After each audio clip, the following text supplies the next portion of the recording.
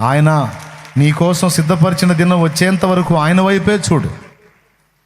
నువ్వు ఏ వైపు చూసినా డ్యామేజ్ అవుతావు బిడ్డ. నువ్వు ఇది గ్రహించుకోవాలి. నీ గుండెల్లో ఆశ చావనీయొద్దు. పరిస్థితులన్నీ చేయి దాటిపోయినట్టు నీకు కనబడని గాక.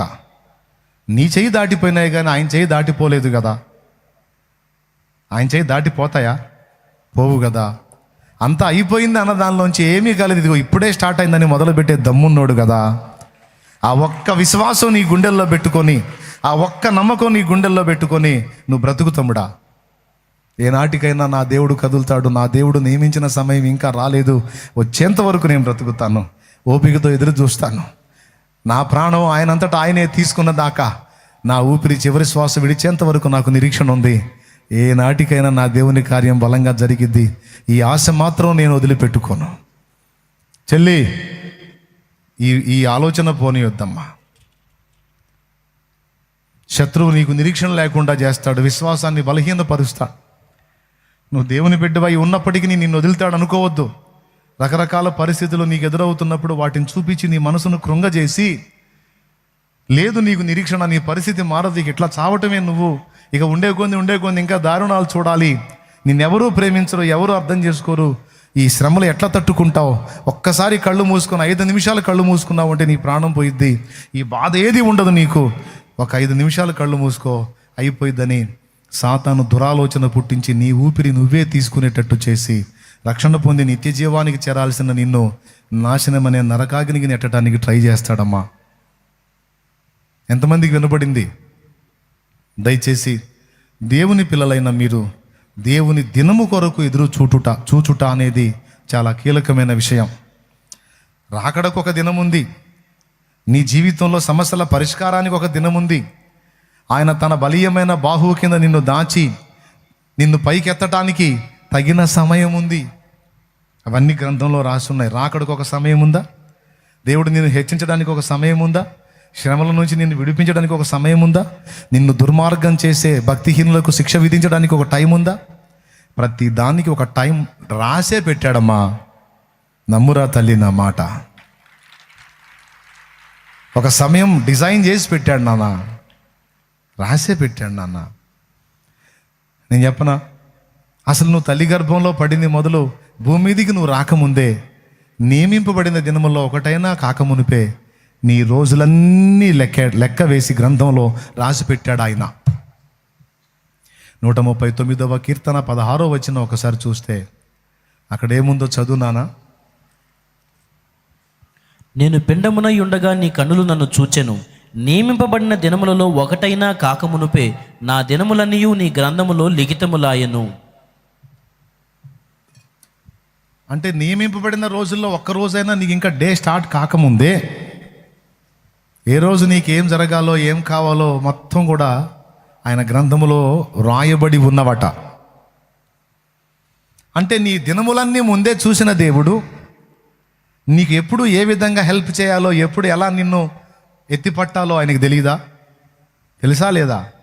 కాబట్టి నీకు బాధలు ఉన్నాయి నాకు తెలుసు, అప్పులు ఉన్నాయి నాకు తెలుసు, తలా ఒక తిడుతున్నారు, నిన్ను అవమానంగా మాట్లాడుతున్నారు నాకు తెలుసు, నీ ఇంటివారు మాట వినరు, నిన్ను క్షోభ పెడుతున్నారు నాకు తెలుసు, నిన్నెవరు అర్థం చేసుకోవట్లా, నువ్వు ఏడిస్తే నవ్వుతున్నారు నాకు తెలుసు, నువ్వు తిన్నకూడు వంట పట్టకుండా ఆలోచిస్తున్నావు, నిద్రలేని రాత్రులు గడుపుతున్నావు, ఏడుపుతోనే నీ రాత్రి ముగుస్తుంది, ఏడుపుతోనే నీ ఉదయం తెల్లవారుతుంది, నీ రాత్రి తెల్లవారుతుంది, ఏడుపుతోనే నీ పొద్దు పోతుంది తెలుసు. కానీ ఒక్కటి గుర్తుపెట్టుకో, నీ కన్నీళ్ళకి, నీ దుఃఖానికి, నీ వేదనకు ఒక ముగింపు దినం ఉంది. నువ్వు నలుగుతున్నటువంటి ఆ వేదన అంతటి నుంచి విడుదల కొరకు ఒక దినం ఉంది. ఇది మాత్రం అబద్ధం కాదు. చాలామంది ఇది విన్నట్టుగానే ఉంటున్నారు కానీ ఈ మాటను గట్టిగా తీసుకోవటల్లా. కానీ ఆత్మ సంబంధులైన వారు ఖచ్చితంగా ఈ మాట తీసుకుంటారు, ఆ నిరీక్షణతోనే బ్రతుకుతారు. దేవుడిచ్చిన సమయంలో గొప్ప విజయాలు సాధించి దేవుని మహింపరుస్తారు. ఈరోజు ఒకే ఒక్క మాట మీ దృష్టికి తీసుకొచ్చి ముగించాలనుకుంటున్నాను ప్రియులారా. ఎక్కువ చెప్పదలుచుకోలేదు, ఒకే ఒక్క మాట మీ దృష్టికి తెచ్చి ముగించాలనుకుంటున్నాను నేను.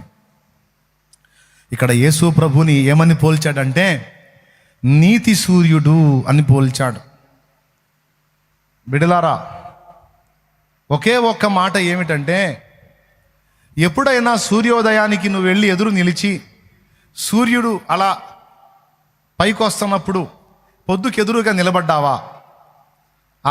అది ఎప్పుడన్నా నీ జీవితంలో జరిగిందా? ఉదయిస్తున్న సూర్యుని ఎదురుగా నువ్వు నిలబడ్డావా? ఎంతమందికి తెలుసు సూర్యుడు ఎదురుగా నువ్వు నిలబడ్డప్పుడు ఏం జరిగిద్దో ఒక ముక్క చెప్పు నాకు. ఏం జరిగిద్ది అంటే ఏం జరిగిద్ది? బాడీలో విటమిన్ D3 డెవలప్ అయింది అంటారా? ఏమండి, విటమిన్ D3 నిజంగా డెవలప్ అయింది, మంచిది వస్తుంది మనకి.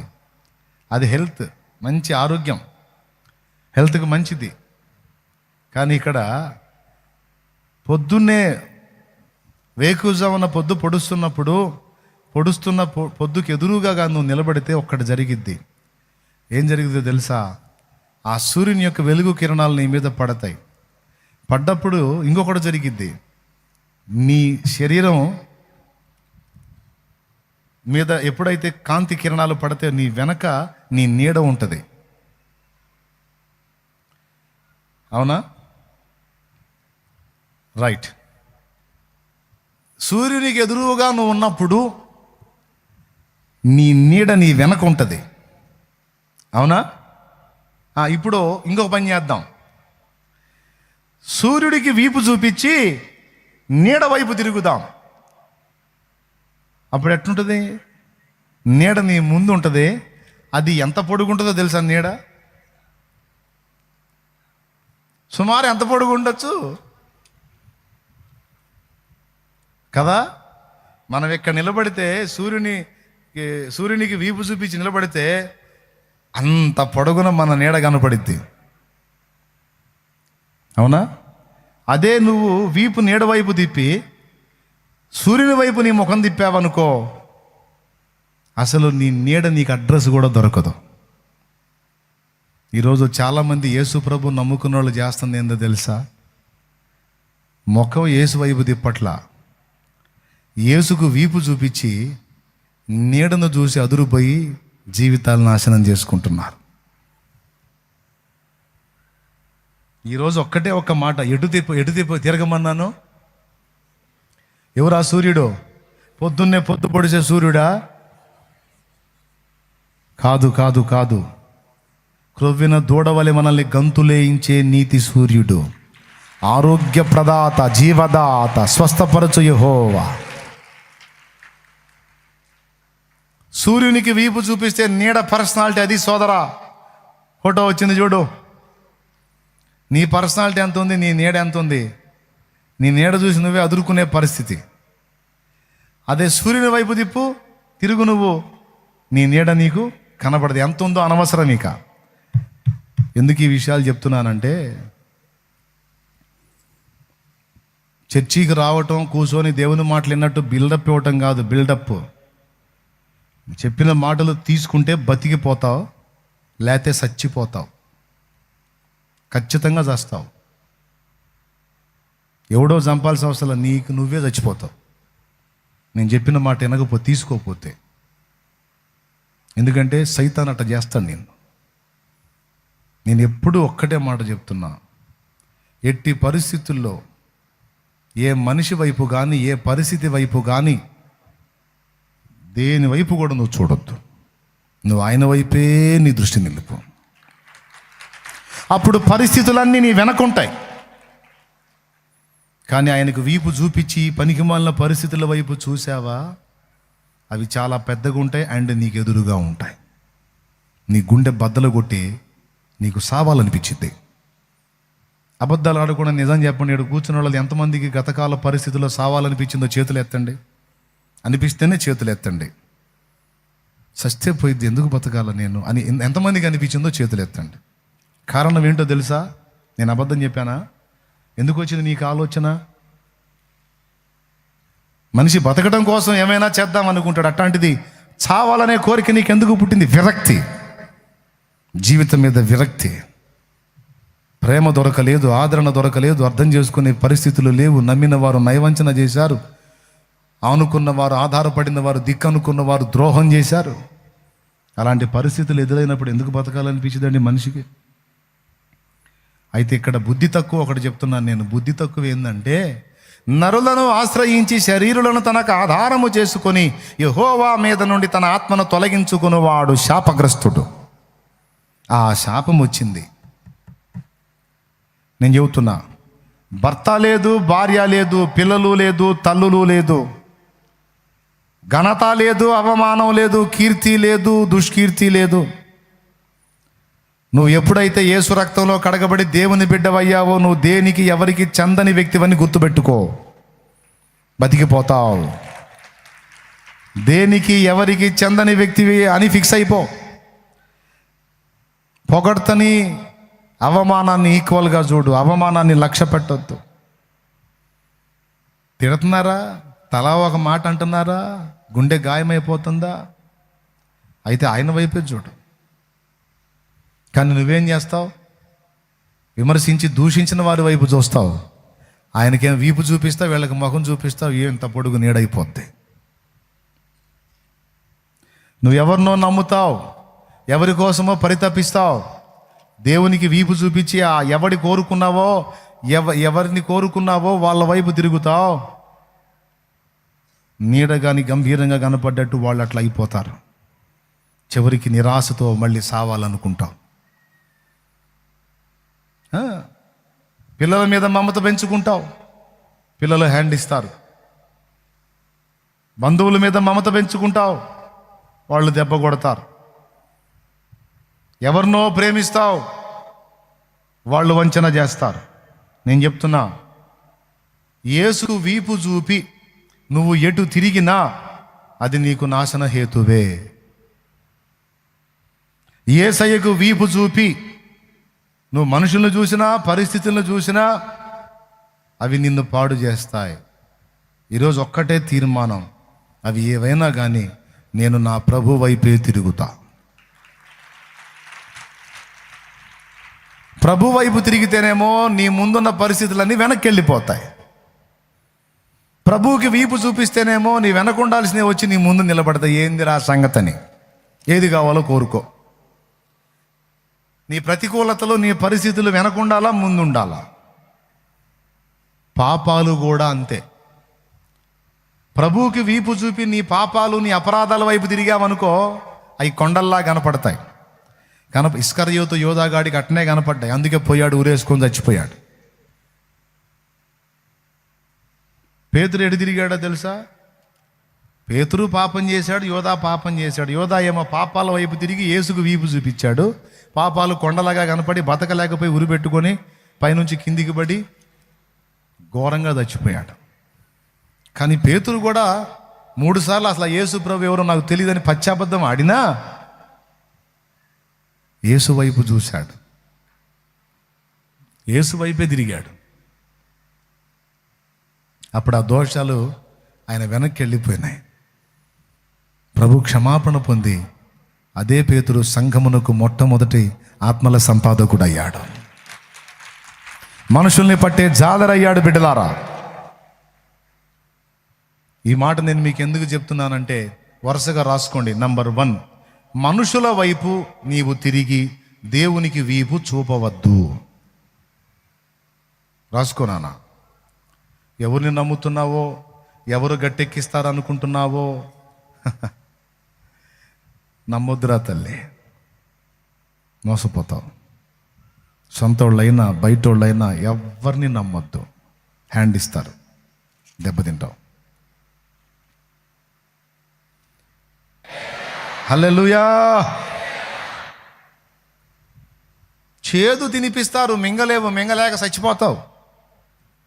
అవసరమా?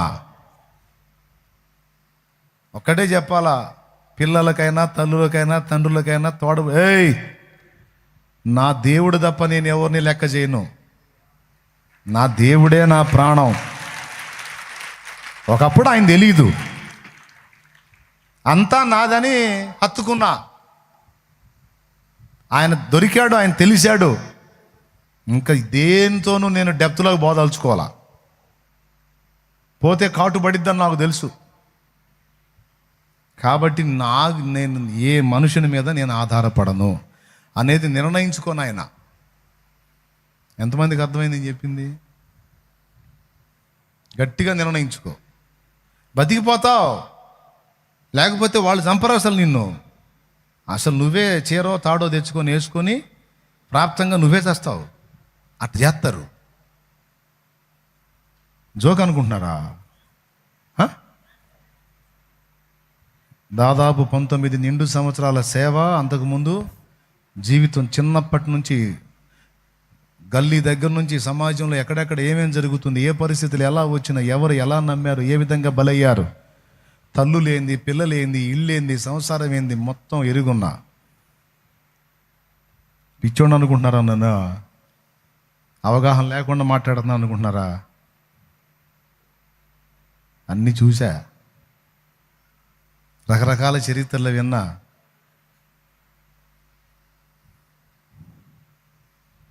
అందుకే మీకు కూడా చెప్తున్నా, నీ గుండె నిండా నా దేవుడే ఉండాలి. సావులోనైనా బతుకులోనైనా ఆయన దగ్గర మాత్రం నువ్వు మోసపోవు. ఇంకెటు చూసినా బలి అవుతావు. వాళ్ళ బాధ్యతలు నెరవేర్చి అంతవరకు వదిలేసాయి. వీళ్ళే నా ప్రపంచమని నువ్వు ఎవరిని అనుకున్నా భలే. మనుషుల్ని నమ్మొద్దు అన్నా.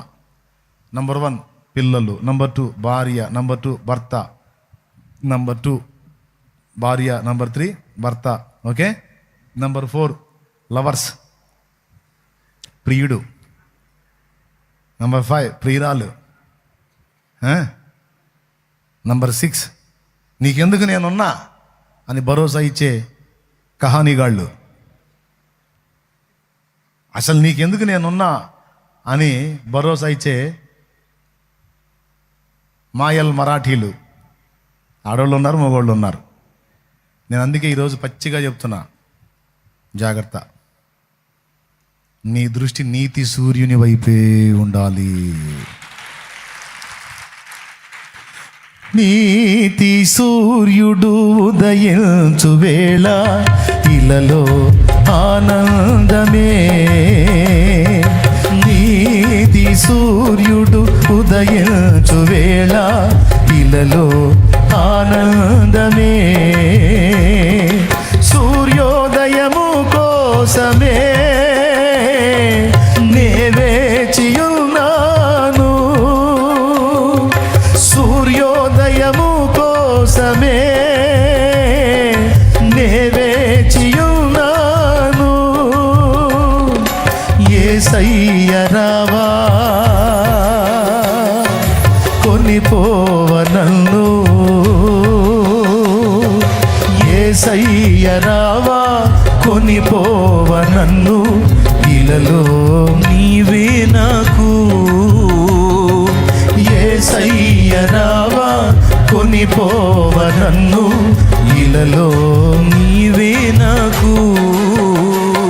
నా విశ్వాసవోడ యాత్ర కొనసాగుచున్నది. నా విశ్వాసవోడ యాత్ర కొనసాగుచున్నది. దేవునికి మహిమ.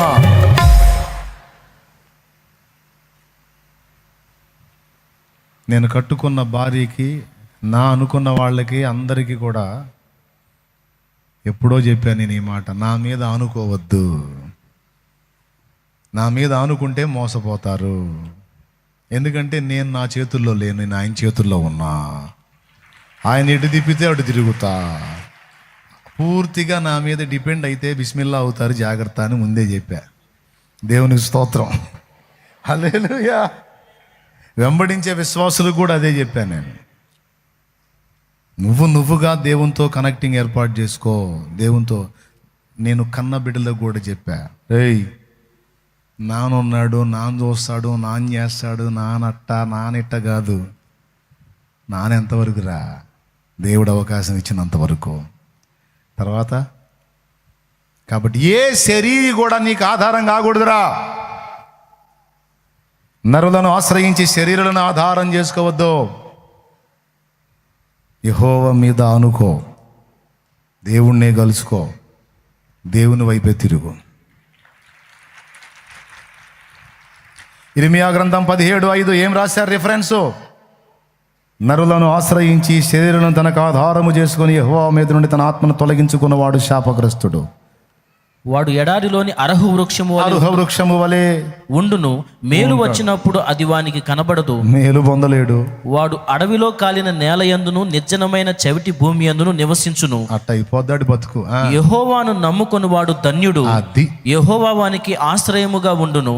వాడు జలముల యొద్ద నాటబడిన చెట్టు వలె నుండును. అది కాలువల ఓరను, దాని వేళ్ళు తన్నును. వెట్ట కలిగినను దానికి భయపడదు. దాని ఆకు పచ్చగా నుండును. వర్షము లేని సంవత్సరమున చింత నొందదు, కాపు మానదు. బంగారు మాట, బతుకాలని సరిపోయే మాట అది. బెదర్ బతుకాలని సరిపోయే మాట. యెహోవా మీద ఆనుకొనువాడు ధన్యుడు. యెహోవాను ఆధారపడిన వాడు ధన్యుడు. మనుషుల సాయము వ్యర్థమురా, రాజుల నమ్మిన వ్యర్థమురా. మనుషుల సాయము వ్యర్థమురా, రాజుల నమ్మిన వ్యర్థమురా. యెహోవాను ఆశ్రయించుట, యెహోవాను ఆశ్రయించుట ఎంత మేలు, ఎంతో మేలు, ఎంత మేలు, ఎంతో మేలు. ఎవరికి ఎవరు ఈ లోకంలో, చివరికి యేసే పరలోకంలో. ఎవరికి ఎవరు ఈ లోకంలో. దేవునికి మహిమ. ఇప్పుడు చెప్పండి, నేను మీకు ఆధారమా? పెద్దగా చెప్పు. మీరు నాకు ఆధారమా? అది నేను కూడా మిమ్మల్ని ఆధారం చేసుకునిగా పొర్రపాటును కూడా నమ్మను నేను అస్సలు. ఏమో మీకు ఇంట్రెస్ట్ ఉంటే వెంబడిస్తారు. సీదర పుడితే ఎంతమంది లేరు పాస్టర్లు, ఆయనైనా అయింది. నేను బా అని సర్దుకుంటే ఏం చేస్తా అయింది. నేను మిమ్మల్ని నమ్మాలా? నేను నమ్మను. అసలు ఏ మనిషి కూడా స్థిరుడు కాదు. అంత చంచలం ఎవరు నాకు తెలియదు అయింది. ఓ అబ్బా, ఎంతమందిని చూడలే నేను. అందుకే నేను ఆధారపడనుగా. మనిషి సంఘం మీద డిపెండ్ గాను, ఇంటోళ్ళు బయటోళ్ళునో ఒకడే నా ఆధారం, నా ప్రభువే.